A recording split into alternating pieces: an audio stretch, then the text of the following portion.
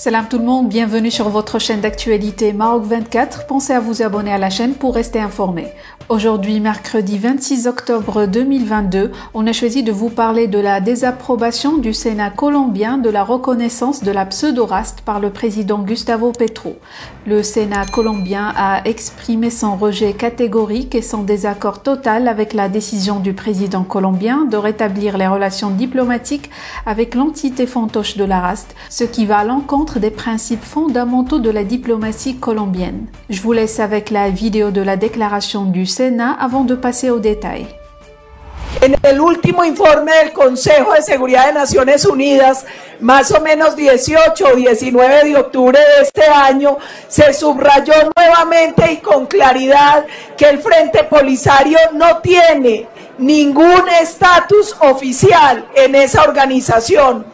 Nosotros vemos con preocupación que se quiera dar reconocimiento de Estado a un grupo armado y sus representantes que no gozan de ninguna representación en Naciones Unidas. Como lo decía el presidente Germán Blanco, desde 1979 Colombia tiene relaciones diplomáticas ininterrumpidas con el Reino de Marruecos, no más. El año pasado se firmaron 4 acuerdos de cooperación para la exención de visado, para servicios aéreos, para toda la cooperación en la lucha contra las drogas y con la Agencia Marroquí de Cooperación Internacional. Además, Colombia ha tratado de coayudar, como los demás países de Naciones Unidas,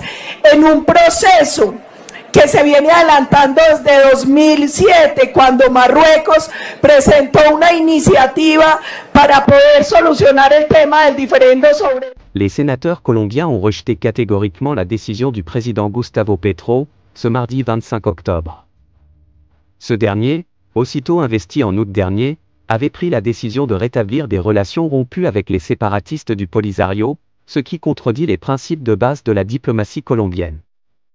En désaccord absolu avec le président, le Sénat a exprimé à travers une pétition signée par 62 sénateurs sur les 108 représentants de divers partis du pays, son rejet sans équivoque de la décision présidentielle.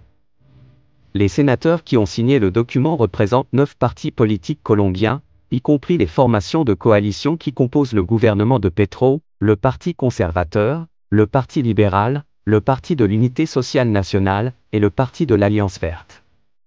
Parmi les sénateurs opposés à la décision de Gustavo Petro, figurent des membres de partis d'opposition tels que le Parti du Centre démocratique, la Ligue des conservateurs anticorruption, le parti rival de Petro lors du second tour des dernières élections, de Rodolfo Hernández, ainsi que des représentants de partis indépendants, tels que Radical Change et Mira et le Parti Colombia Justa Libre.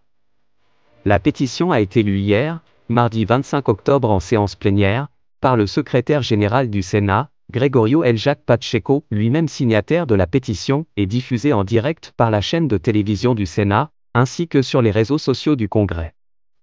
Le document signé par une large majorité de sénateurs colombiens indiquait « Nous, sous-signés, membres du Sénat, exprimons notre rejet catégorique et notre désaccord absolu avec la position prise par le ministère des Relations extérieures le 10 août 2022, qui a confirmé la validité de la déclaration conjointe signée le 2 février 1985, avec la République fantomatique du Polisario. »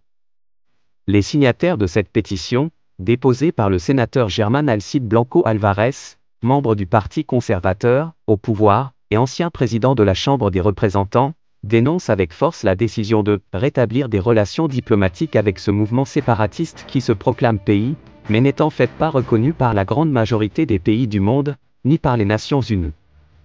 Les sénateurs ont averti que « la décision prise par le ministère colombien des Affaires étrangères en août dernier contredit l'un des principes fondamentaux de la diplomatie colombienne, à savoir la non-ingérence dans les affaires intérieures des pays, qui a eu des conséquences désastreuses et a détruit les excellentes relations qui nous ont toujours unis 43 ans durant avec le Maroc et que nous espérons vivement reprendre. »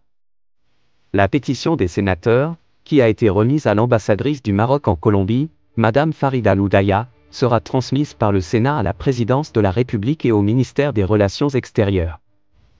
Le document a souligné que le Royaume est un grand ami et allié qui représente la Colombie en tant que partenaire stratégique et distingué en Afrique et dans le monde arabe, compte tenu du leadership et de la reconnaissance dont il jouit au niveau régional, continental et mondial. Pour rester informé, je vous invite à regarder les vidéos Maroc 24 qui s'affichent sur votre écran.